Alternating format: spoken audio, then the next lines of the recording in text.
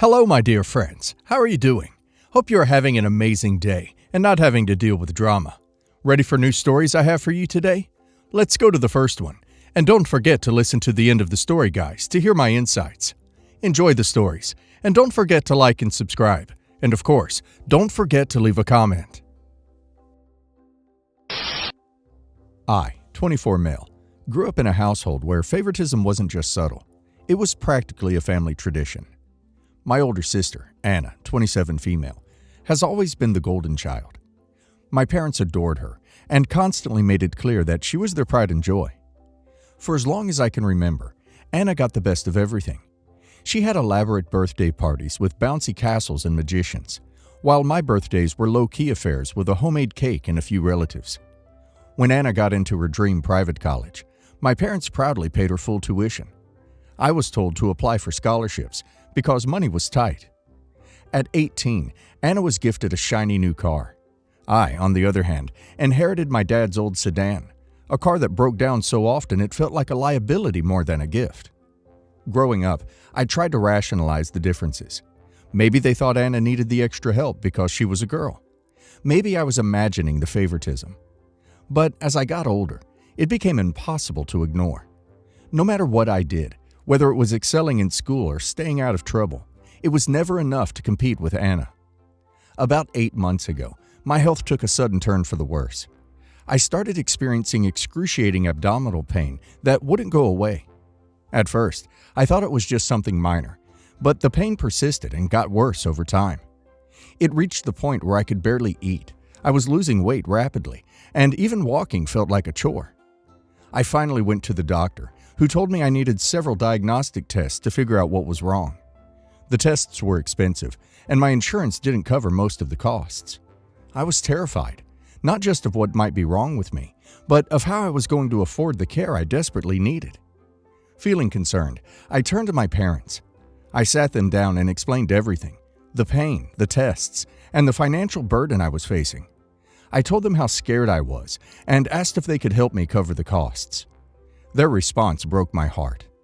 My dad sighed heavily and said, "We'd love to help, but things are tight right now. We're barely keeping up with our bills." My mom chimed in, "It's just bad timing, sweetheart.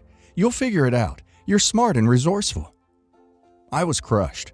I didn't have the money, and I didn't know where else to turn. I ended up maxing out my credit card and borrowing money from friends to pay for the tests.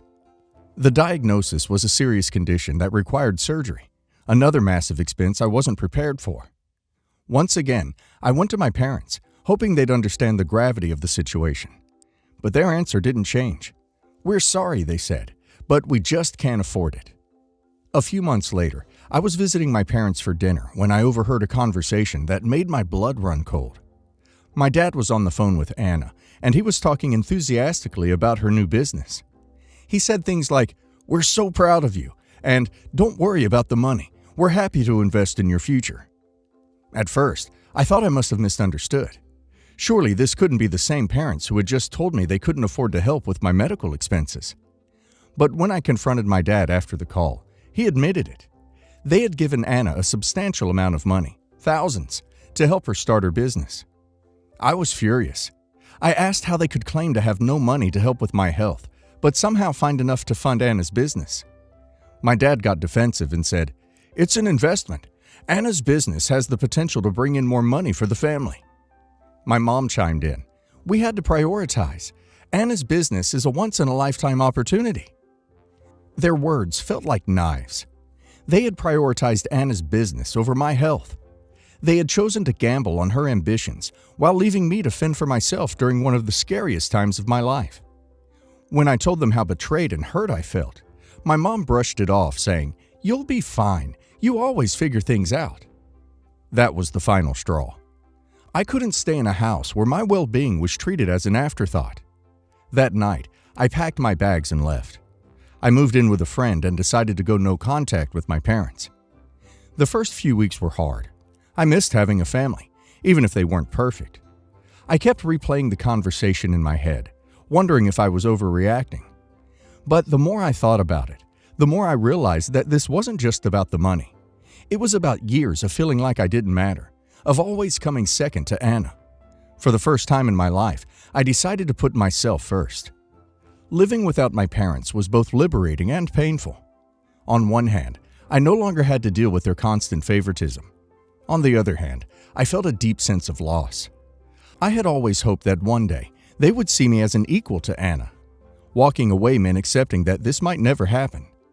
I threw myself into rebuilding my life. I worked extra hours to pay off my medical debt, started therapy to deal with the emotional scars, and focused on building a support system of friends who genuinely cared about me. It wasn't easy, but it felt good to finally prioritize myself. About a month ago, my mom called me out of the blue. I hadn't spoken to her since I left, so hearing her voice was jarring. She was crying and said I needed to come home because my absence was tearing the family apart. She explained that my dad had made the decision to give Anna the money without consulting her, and that she was furious about it. Their marriage was now on the rocks, and she said she was considering divorce. "You're the only one who can fix this," she sobbed. "If you come back, we can move past all of this." I was stunned. She wasn't apologizing for how they had treated me. She wasn't acknowledging the pain they had caused. Instead, she was blaming me for the fallout in her marriage. She accused me of being petty and immature for walking away, and said I was being cruel to my father by refusing to reconcile. When I told her I wasn't coming back, she exploded. She accused me of destroying the family and punishing them over a minor misunderstanding. She said I was being selfish and needed to grow up. Since that call, my parents have been relentless. My dad has sent multiple texts trying to play the peacemaker. He admits he made a mistake, but says I need to stop punishing them. He insists that they're willing to move past everything if I come home. My mom, on the other hand, has doubled down. She sent me countless messages accusing me of being ungrateful and abandoning them. She says I'm overreacting and that I'm the reason their marriage is falling apart. Even Anna has chimed in, saying I'm being dramatic and need to let it go. Their words hurt, but they also reinforce why I left in the first place. They refuse to take accountability for their actions and are trying to guilt me into coming back. It's like they've completely erased the fact that they betrayed me first. Part of me wonders if I'm being too harsh. I know no family is perfect, and I don't want to be the reason my parents' marriage falls apart. But another part of me feels like this is just another attempt to shift blame onto me. They made their choices, and now they're dealing with the consequences. I've spent my entire life being treated like an afterthought, while my sister was put on a pedestal. When I finally stood up for myself, they acted like I was the one tearing the family apart. I don't know if I can ever forgive them for choosing Anna's business over my health. So, Reddit. Am I the a-hole for refusing to go back to my parents after they lied about not having money for my medical expenses, but secretly funded my sister's business? Let's get one thing straight. OP is not responsible for fixing the mess his parents created. Their marriage problems are entirely their own doing, and it's manipulative and unfair of OP's mother to put the blame on OP. She's angry at OP's dad, but is taking it out on OP because it's easier than facing the truth. Let's talk about the favoritism here. OP's parents didn't just favor Anna. They actively neglected OP's needs in one of the most vulnerable moments of OP's life. OP was dealing with a medical crisis, scared and in pain, and they told OP they couldn't afford to help. But somehow, they magically found the money to fund Anna's business? That wasn't just a bad choice. It was a slap in the face. They showed OP, loud and clear, that OP's well-being wasn't as important to them as Anna's ambitions, and that they are neglectful parents. And now they want to guilt OP into coming back? Absolutely not. OP's decision to walk away was an act of self-preservation. OP has spent his whole life being treated as second best, and he finally decided he wasn't going to accept that anymore. Good for OP. And now let's hear the community's opinion. OP's parents didn't just let OP down, they outright betrayed OP. Choosing to fund OP's sister's business over helping OP with a medical emergency is beyond cruel. The fact that they're now blaming OP for their marital issues is just the icing on the toxic cake. OP walking away was a perfectly reasonable reaction to their blatant favoritism and disregard for OP's needs. OP needs to not let them guilt OP into thinking otherwise. Wow, I don't even know where to start with this. First of all, you're absolutely not the a-hole. Your parents prioritized a business investment over your literal health. Let that sink in. They gambled on your sister's future while leaving you to deal with a terrifying medical condition all on your own. That's not just bad parenting. It's neglectful and cruel. The fact that your mother now has the audacity to blame you for their marital problems is just beyond comprehension. Let's be clear here. Your dad made a decision to give money to Anna without consulting your mom, and she's mad at you because you decided you'd had enough of their favoritism? That's not your fault. It's theirs. They're adults who made their own choices, and now they're dealing with the consequences. And your sister's reaction? Calling you dramatic and telling you to let it go? Typical golden child behavior. She's so used to being prioritized that she can't even comprehend why you'd feel betrayed. The entitlement is staggering. You did the right thing by walking away. You don't owe them your presence or your forgiveness, and you're not responsible for fixing their broken marriage. Keep putting yourself first. You deserve better than this. 8 years ago, my parents gave me $200,000 to put on the down payment for a house in California. There was about $300,000 left. The house was nowhere near luxurious, a mansion, and I was the sole owner as well as the only one on the mortgage, and have been responsible for any related cost to the house ever since. There are 3 rooms in the house, taken by me, my parents, and my little brother. Brother has been living rent-free, rightfully so, since he was underage when we got the house. Doesn't contribute to mortgage, rightfully so, as I am the owner, but is nice enough to have been taking care of internet and utilities, $500 max for a month, ever since he graduated from college and got his first job last year. Anyway, brother got married right after college, and per my parents' offer, suggestion, his wife moved in with us after the wedding, and the crap shows started to happen.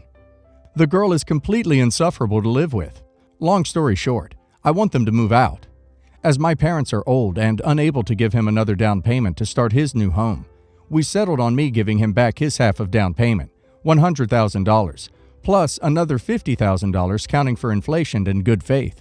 However, the most I can liquidize my asset while still being able to keep up with the bills and mortgage is around $30,000 a year. So it would take me around 5 years to reach that amount, unless I catch a windfall. At first, my brother agreed to me giving him $30,000 immediately to move out. $30,000 is a great amount to look for an apartment and start a new home, and $30,000 a year afterward. However, his wife demanded me giving them the $150,000 lump sum right now, or they would stay here rent-free forever until I am able to buy them out. And now he agreed on that too. As for my parents, they want the family to stick together and live in the same house forever, so they also take my brother and sister-in-law's view. I am neither capable to pay them the lump sum nor live in the same house with the sister-in-law anymore. So I've been staying over at my boyfriend's place most nights a week in order to avoid the issue. However, I know that not living in the house that I own and pay mortgage for every month is really stupid.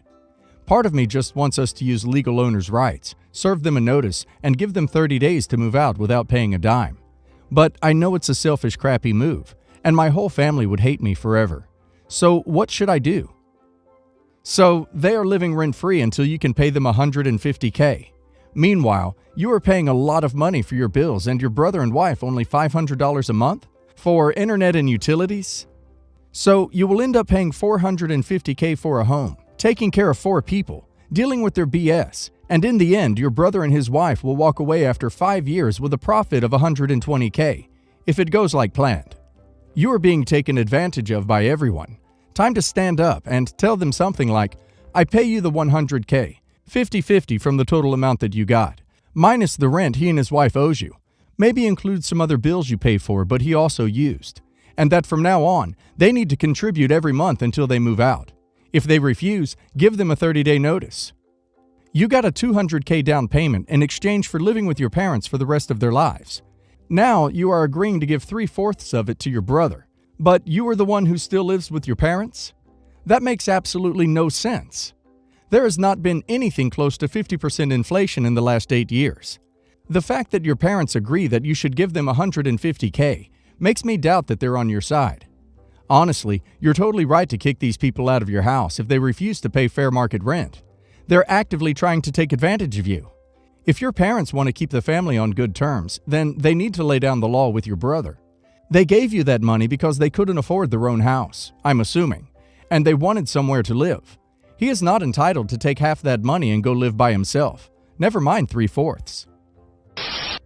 My fiancé, male 34, and I, female 33, are living together with my brother, male 35, and sister-in-law, female 27, in their home, which I helped loan money for the down payment.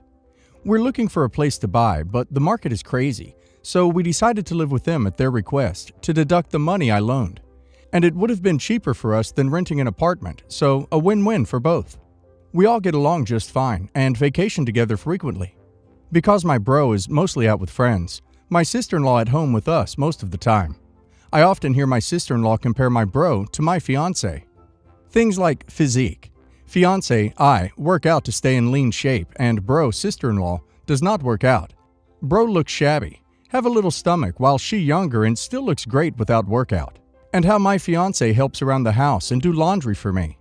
But it is both ways for us. I cook every day while he does laundry and pets. Sister-in-law does not want to cook nor clean. My bro or I normally cooks. But she feels my bro needs to act like my fiancé, work out to look better, leaner, and do laundry and everything like my fiancé. Sister-in-law has told me in the past she has a high desire for attention. Like she'll dress up and do a full face of party makeup for just a short trip to the grocery, just to get complimented. I've stayed with her before my fiancé moved in. I can honestly see her having a need for attention. I do think that my bro is falling very short as a husband and have tried to get him to stay at home and be more engaged with sister-in-law. Give her the attention she needs. And make compromises, as I think they're both at fault, with him carrying most of the blame. Situation. The first time I thought something was off, but I didn't think too much about, was during our short trip last month. We shared a hotel room with 2 queen beds, as always do during short trips. My sister-in-law was doing her hair, using the middle nightstand like she normally does in our other trips. Except this time, she decided to spread her legs wide open while resting it on each side of the nightstand. She was wearing short. At the time, my bro and fiancé both were sitting on each of the queen beds, looking directly between her legs. Second times. Over the next few weeks span, my bro has been out almost every day doing his own thing like usual from sport events. My sister-in-law has been spending time with my fiancé and I after work. We work from home full-time, and she comes home around 1 p.m. to 3 p.m. I've noticed that she started to dress up more than normal and provocatively, showing her chests out. There were multiple events that sparked my suspicions. Sister-in-law changed to short and low-cut shirt after work and took her dog right in front of the laundry room area while my fiancé was folding clothes. She bent over to feed the dog, did not change position after putting the bowl down. I was sitting at the kitchen countertop working, walked away to the restroom, and came back. She was still bending with her full breast shifted towards the laundry room, with my fiancé doing laundry at the door. Dog eating on his own, and she just bent over for no reason. She saw me and had this weird expression, and her eyes looked guilty, like she's been caught. Decided to walk away. I did not know what my fiancé's reaction was because he's behind the door entryway. Sister-in-law clothing habit changed. She normally wears plain t-shirts, cover over her shorts at home, but recently decided to wear super low-cut shirts with her shorts every day after work. She's busty, so she's showing all of breasts, bra if she bends over. Dinner time, she sits in front of my fiancé and I sit next to him. She started to bend over to reach for food that's within her arm's length instead of asking us to pass it to her like we normally do. After dinner, my fiancé normally washes dishes first while we clean. The area faces a window that looks outside. My sister-in-law decided to brush her dog every night while my bro is not home, something she doesn't do often. The weird thing is, she decided to sit right next to my fiancé right eyesight, so when he turns to look at the TV next to her, she'll be in full sight. She was either squatting full legs open facing him or bending her to show her entire breast, bra, under the shirt during TV time after dinner.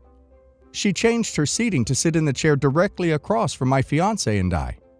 Normally sits next to me on the large sofa. She would either spread her legs out wide or cross her legs high enough to show her butt cheeks. After many incidents, I was more aware, so one time I walked upstairs to brush my teeth. It's my routine after dinner. I decided to look down at the open ceiling, stairs top, and saw her move from her chair to the floor, stair seat, right next to my fiancé's leg, and bend over to pet her dog. We could see her whole bra and breast. He's on the sofa in his usual spot, still playing on his phone. Over the span of a few weeks, a lot of the bending behaviors to show her breasts happened. She also asked my fiancé to drink with her and have playful conversations with him while I'm in there, but did not really address me like she normally does. Did my fiancé look at my sister-in-law? Yes, as I expected. Like every man, he looked at her because she's an attractive girl. But he looked briefly, then tried to refocus to the TV, phone, or have a chat with me, or walked away sometimes. Third times. In our recent trip to the beach for 1 week together, we stayed in separate rooms because of the duration. I saw more things that are alarming, and I'm officially concerned, such as sister-in-law not wanting to put on a shirt. She only wants to put her pants on, after swimming. Walking around the table, bending, trying to grab things randomly to put her breasts at the center of the table. Even when we head back to the room to hang out, she did not wear her shirt back on, then complained it's cold. We've been to beach pool vacations in every short, long trip. This is new behavior. She normally wears her clothes on immediately. During our swim in the spring water, my fiancé was swimming tightly behind me. He's on my back and paddling with his arms touching my legs. I cannot swim. Sister-in-law was swimming ahead of my bro, then decided to stay back and slow down behind us while my bro obviously cruised ahead. After paddling for a while, I got tired, turned around and saw sister-in-law swimming tightly next to my fiancé. Not touching, but like a couple inches away from touch. The minute she saw me, she freaked out as if she's done something wrong, gave me the scared face, guilty eyes, and then she started to swim off to meet my bro without saying a word. I honestly don't know if my fiancé had partaken any touching or connecting with her while I was swimming right in front. What I know is his swimming did not change. Arms continued to paddle and touches my legs entire time. When she took off to catch up with my bro, fiancé turned over to talk to me as he realized I've turned around. He did not look freaked out like she was. After that, I've caught her looking at my fiancé, or trying to get his eye contact many times where he then decided to look away, or hold my hands to go somewhere else. Once she sees that I'm looking, she gave me that weird eye look as if she has been caught. She stops responding to things, questions I say in the group chat. But when my fiancé said something, she would immediately respond. During a dinner, my bro and sister-in-law said they wanted to go upstairs to rest early as they're tired and do not want desserts. They both were exhausted, barely talked, and kept yawning. At that same time, I had to run to the ladies' room upstairs. My bro decided to leave shortly, but sister-in-law changed her mind to stay and sit with my fiancé. When I walked back, I saw her perked up and talking endlessly to my fiancé while taking my booth seat at the table. She barely moved over from me and stopped talking altogether. Fiancé and I were having conversation like normal. I'll ask for normal questions where she don't even want to respond to me. To top it all off is when my bro announced they're expecting. 1 month in. Hence, she did not drink during the trip. She was unpleasantly surprised, he told us, because she wasn't ready to tell. During the whole trip, my fiancé did look at her briefly to check her out when she show off her body and readjust himself to other situations, phone or me. There was no lingering stare that I saw. I also didn't feel like he acted guilty or concerned. If anything, he randomly brought up the fact that he wants to get his haircut elsewhere when we get back, not from sister-in-law, because it's too inconvenient to schedule. I did feel a lot of the seduction, initiation has been from her end. I also would like to clarify for those who are curious if the child is my fiancé. The chances are close to 0. We work from home 100% of the time, spends all day together working, cooking, eating, going out. Not often, but we have mutual friends so we'd be out together, and working out. We also live with my sister-in-law's sisters, so that would be hard to accomplish. We grew up in a small family. My bro and I are close, and I love him more than anything and want the best for him and his family. I've always wanted a sister, so I've seen her as my own sister. She's told her friends I'm like a sister to her as well. We've never had conflicts or anything of the sort until her odd behaviors recently, all of which I have yet to confront or respond to. I tried to keep my emotion and observations in check, to not tear up the family. So I've been trying to act the same towards sister-in-law the whole time. The only thing is, I've spoken to her less than I normally do. I honestly don't know what to think right now. I am beyond hurt and concerned with the situation, and now there's a baby on the way. It creates more complexity. I can't get over how she can deliberately do something like that, on top of the fact she's with child. She's lost my trust, love. But I'm beyond hurt, too, that I've lost a person I see as family. Please help me, give me your opinion, because I would like to know if this is seduction or I'm just crazy. Is it initiation from her end, like I believe? Or my fiancé is allowing her to do this willingly, aware which gave her the balls to continue? Am I missing something and not thinking about something here? And what should I do next? She's absolutely trying to seduce him. Confront it or move out. There's no other way. So, she is either trying to seduce him, or this really is just about her needing attention from men. In either case, it's not okay. I get that on paper, your living arrangement sounds ideal, but this situation is exactly why you shouldn't be living with them. Try to find somewhere else to stay, even if it costs a bit more. Talk to your husband privately about this. It's very possible he's completely oblivious to what she's trying to do. This is something your fiancé should handle. Sister-in-law is only continuing because your fiancé hasn't shut down her behavior. He might be ignoring her, but he needs to tell her to cut it out and stop flashing him. Moving out is the best thing, but she still needs to stop it altogether.